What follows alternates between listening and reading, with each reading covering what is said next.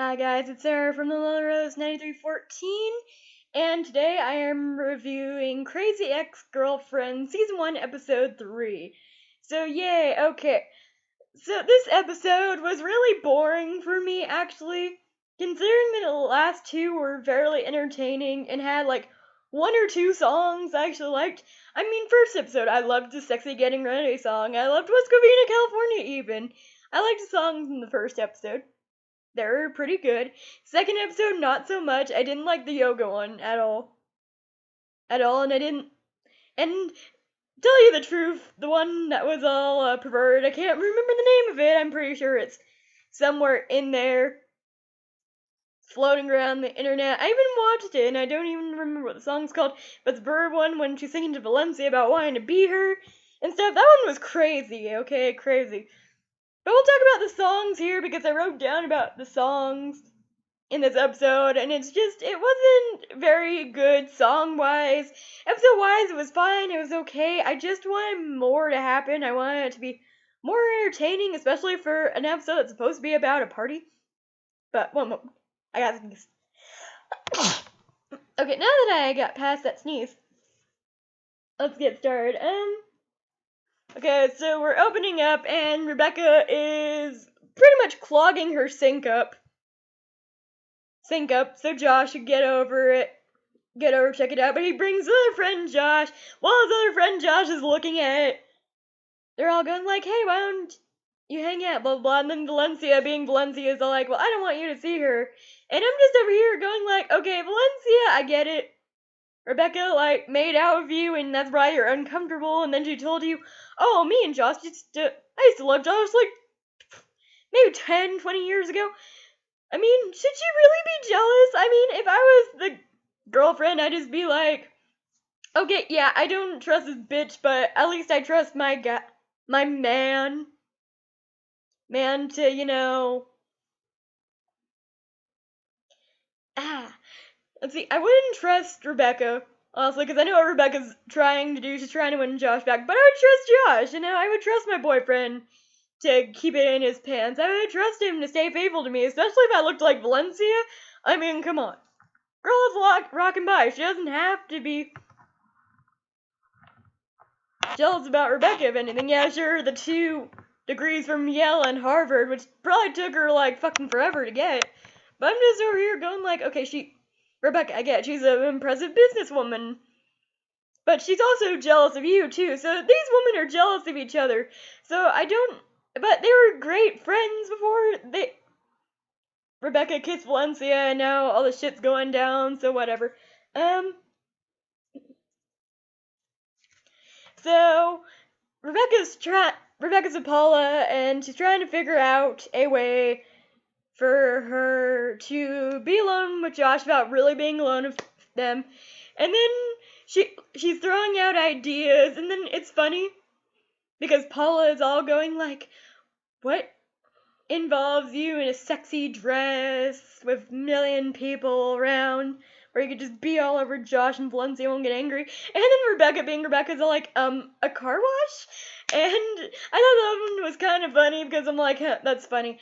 But, no, so Paul suggests a party, and Rebecca's all like, no, I don't want a party. I've had a bad experience with a party. And then Paula goes on to go like, what was so bad about your party? I mean, I once had the Crimson Tide flow at my party, leaked on a couch, and I still got some that night.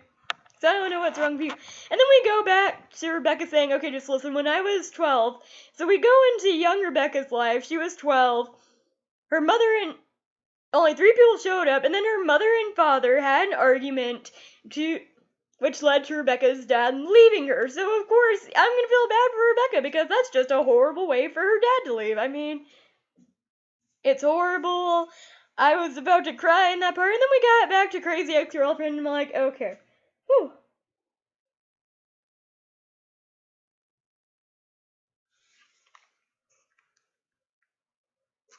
Okay, and then we got the whole, what's it called? The song? Face Your Fears. My god, that song. Can we talk about that song for a minute? Okay, Face Your Fears while it had a nice beat, it was kind of like the whole feeling naughty song last week's episode. It's all like, okay, it's kind of creepy. I mean, for a song that's supposed to be positive about facing your fears and doing what you think is right, it's saying a lot of things like, let's run with scissors, and let's jump off of burning buildings, and let's just stay in the middle of the fire so we won't get burned. So I'm like, this is an uneducated song, and I don't like it. I really don't. And then there was this one disturbing part of the song when Paula just pulls Rebecca in her lap and says, "Sit on my lap like Santa." And I'm just like, oh my god, that was just, no, that's just, no, okay, don't do that, ew. But, yeah, I didn't like that song. I didn't like any of the songs, actually. They were really bad. I didn't get them. It's just, not a very good thing. So then we get to her workplace, and then, they're having this thing called Weekend Tuesday when they're drinking and stuff, and I'm like, I wish somewhere I worked was that chill. I mean, drinking on the job? Come on. I mean, everyone wants to drink on their job, especially if they have to deal with people who don't really, they don't really like. So, I wish we had that in the fast food industry.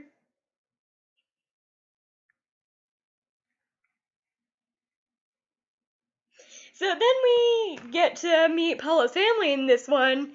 I really do like Paula's family. They're very funny. I liked how her son was sharpening a katana, which she pronounced wrong. It kind of irked me a little bit, but I don't even know if I'm pronouncing it wrong. I'm pretty sure it's katana. Correct me if I'm wrong. Put a pronunciation down there if I'm saying it wrong, please.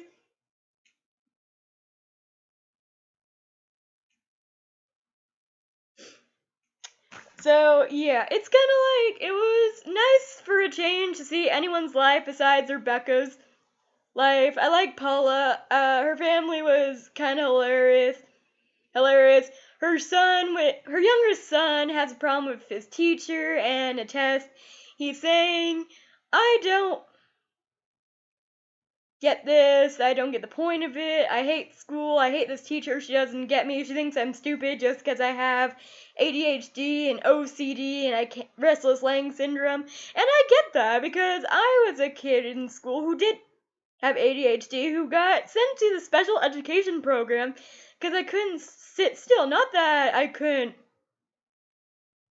actually do my work. It just took me a slower pace to do it, So I'm just over here going like, okay, just because we think differently and we do things, we're fast thinkers, doesn't mean we're stupid. Which I think not all teachers, but some faculty, not teachers per se, but other faculty just wanted chalk us full of medication so we could maybe sit down. I mean, it's getting worse nowadays. It's all like, they want you to calm your kids down, but you gotta realize that kids are kids. They're not gonna want to sit down for 8 straight hours like teenagers do and just learn stuff. They're hyper. I mean, if you want to be in a classroom full of kids that are calm, teach middle school or fucking high school. Don't teach fucking elementary school because you're honestly not gonna like it because guess what? They're kids. And this is like a great debate for me. I'm glad it was issued in this episode. It's just all like, okay, so you're saying just because we're kids and we're just acting like kids, we have something wrong with us. Okay, we have ADHD is actually a learning disability, bitch. So I'm sorry. I'm sorry I had ADHD I'm sorry. I don't mean to disrespect any teachers. I have friends who are teachers, people who want to be teachers, and I find nothing wrong with teachers, honestly. I like what they do. I'm glad that they teach students. But when a teacher lacks compassion, that's when I don't like a teacher. Like, I'm not bashing against all teachers. I'm bashing about the teachers that just go, oh, well, maybe just because your kid can't sit down, maybe they should be heavily medicated. Well, I'm sorry to go on a rant. This is my little ranting episode because it deals with an issue that I'm personal to. It's like, okay, well, maybe you should look up some of the side effects of the pills you're trying to chalk into us, and then tell your students' parents that they should be chock full of that medication, because that medication didn't just make me depressed, it made me feel stupid. That medication made me feel depressed, made me feel stupid, made me feel like I wasn't good enough for you. It made me feel like sometimes there was times when that medicine was so bad it made me want to hurt myself. Like, legitimately just want to hurt myself. And if you think getting kids on a medication that makes them feel like that is appropriate, I'm sorry. What are you doing as a teacher? I mean, that medication might help some, but it doesn't help all of us. Like for me, coffee helped me more than that medication ever did. And coffee, yeah, well, not the best idea to give children at that age, might actually help a lot more, because coffee is actually another alternative that might be actually a little bit healthier for ADHD, unless, your kid doesn't calm down like I did. But that helped me a lot whenever I was, in middle school and I didn't want to be on that medication anymore. There were times where that medication would just come to me, and that nurse wouldn't look at me. I would literally hide the pill by my tongue and spit it out in the trash can as soon as she left. She left and said, "Hey, I took my pill," because I knew no offense, you think we're stupid and everything else, kids who have ADHD. Some people think we're stupid, but I knew what that pill was doing to me. I knew that pill wasn't right. I didn't feel like myself. I didn't want that pill anymore. So any chance I got, I didn't take that pill. I didn't. And I literally even told my mom, this pill's not working, and she supported my decision to get off ADHD medications, which I'm glad for to this day. Alright, back to the episode. Sorry about the long rant, guys.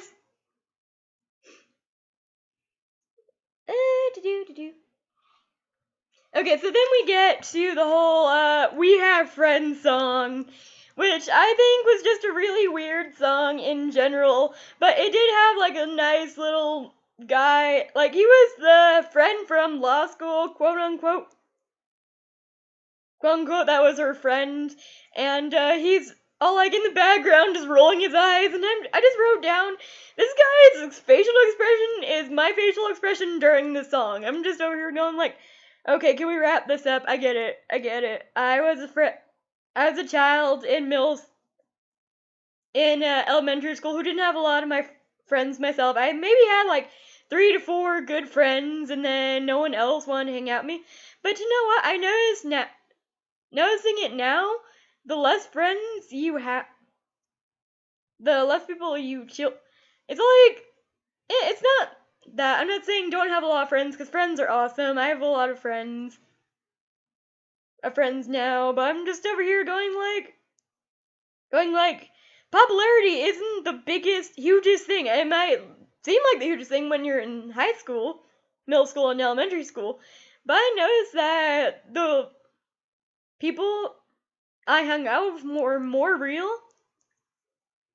whenever I didn't get them in it's I'm not saying anyone I've met is fake. It's just, with the popular chicks, I never envied the popular chicks because they had so many friends that were so fake to them. I have literally had popular girls' friends talk to me and say, "Oh my god, she's just so fake." And I'm just all okay, yeah, but you're talking shit about her too, so, I know that I might not be the best person, and people might have acted like my friends and talk shit about me behind my back, but I'm just all okay, whatever. I honestly just got over it, which is pretty cool. But popularity isn't the only thing you live for. Trust me on that. Okay. And then we got to the whole Rebecca inviting Greg to her party and Greg saying no scene. I like Rebecca and Greg together. I don't like this Rebecca and Josh scenario wherever they're giving us hope for Rebecca and Josh. I'm just all like, I know she moved to West Covina, California to be with Josh, but I'm just over here going like, okay, well, Greg is nicer, Greg's available, and he's not with a girl who might cut your genitals out. Just saying, Rebecca. Alright, and, so we finally get to meet Rebecca's neighbor. I forgot what her name was, but she seemed pretty legit and cool. I actually liked her neighbor. And then we get to the whole, Paula having to leave Rebecca. Well, actually, let me say this first. I really liked the whole throwback to the Sexy Getting Ready song, because I'm all like, ooh, she's getting ready for a party. Is there gonna be a throwback to the Sexy Getting Ready song? Because, she obviously has to sing the Sexy Getting Ready song every time she's getting ready for something. So, here's Rebecca singing a little snippet of the Sexy Getting Ready song, and I'm all like, oh my god, yay, it's a Sexy Getting Ready song. And then Paula interrupts, and I'm like, oh, come on, I would really love, parts 1, 2, 3, 4, 5, 6, any kind of parts that you could give me a Sexy Getting Ready song, I would totally love. Love, because it's my favorite scene from the series. So Paula has to go because her child stole a test, and then the principal was all like, well, your son has a lot of learning disabilities, so we're just gonna kick him out of school, which brings me back to my argument. You just can't kick us the fuck out of school just because we have learning disabilities. I'm sorry, it doesn't work that way. Principal. So I wrote stupid ass principal in here, which, any principal who just wants to get rid of kids with disabilities because he finds that they're a problem is fucking stupid. I mean, we have the right to our education just as much as the quote-unquote normal student interaction, normal students do. I mean, come on.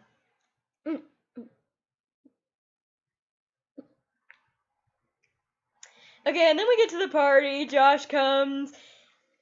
It was like a crazy party and stuff. Let's get to the party. Okay, so Josh shows up to the small party. I liked the whole, yeah, your party's not that big, but if it was big, I would just think you were trying too hard for me, and I liked that scene. I'll give it that. And then her boss being on meth was kind of funny. It's just her boss got fed meth and he didn't know about it. And then there's and then here's the third song, where Josh is quote-unquote in a boy band and singing to Rebecca, and I'm just over here going like, okay, none of that, fucking boy band bullshit. I just, no.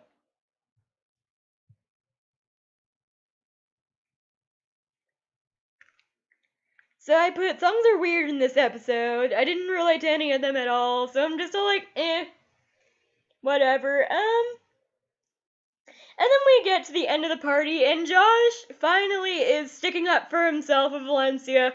He's telling Valencia, I am where I am, and I'll get home when I get home, so deal with it. So I wouldn't have put it to her that way. I'd be all like, hey, I'm out with friends. I want to spend time with my friends. I'm busy. Something like that. Just don't tell your girlfriend that. Especially if she's crazy, like Valencia is. But I do agree that Valencia has been kind of pushing Josh a little bit, just because she's jealous, which I don't like in girlfriends. I mean, I could be that way sometimes, but only when I have a good reason to. I'm just like, I'm not really a Valencia person. And then we got the whole drunk talk between Greg and Rebecca. Greg finally deciding to be a bitch and coming and goes to her party. It's just, I don't know why she doesn't like Greg. I know she's all obsessed with Josh, but come on. I wanted to do a snippet of why the fuck Josh was so great. I mean, we only got to see 5 minutes of them from when they were kids. in summer camp. What I want them to do is I want them to go through flashbacks of that summer camp, and I really want an explanation as to why Rebecca thinks Josh is such a great guy. I mean, who would love to see that? I would love to see that. So, okay. And then we get to the whole ending, which I liked, with the whole Rebecca and Paula standing up to the principal thing. That was nice. And yes, there is, hard to believe it, principal, but there is laws about kicking students with special education needs out. So fuck you, stupid ass principal in Crazy Ex-Girlfriend. You got what you deserved. And then we got the whole awkward conversation between Rebecca and her younger self at the end, whenever she's all explaining. So tell me what I am when I grow up. So she's telling her all the stuff about Harvard. It's like, okay, but when do we get the awesome boobs? And I'm all like, okay, little girls being obsessed with getting their boobs. I mean, I get, okay, preteen. She's a preteen. I get, she's a preteen. She wants boobs. I wanted boobs when I was a preteen. Now that I have boobs, I'm just all like, I still love my boobs. I love boobs. Especially my own. So, okay, guys. That was my Crazy Ex-Girlfriend review. Tell me what you think below. Comment down below. And then next week I'm excited because it's all like, the title is, I'm going on a date with Josh's friend. And I'm just all like, yay, her and Craig are going on a date. Which is probably going to end in disaster because she still has feelings for Josh and she doesn't have feelings for Greg. So tell me what you guys think will happen in next week's episode. Any predictions? Alright guys, I hope you had a nice time looking my review. I know how I love fun making it. And I will see you next Monday or Tuesday. It's Tuesday morning here. I will see you next Tuesday/Monday for another review of Crazy Ex-Girlfriend. And for any people following my Vampire Diaries review, I will see you on Friday. Alright, thanks guys. Bye!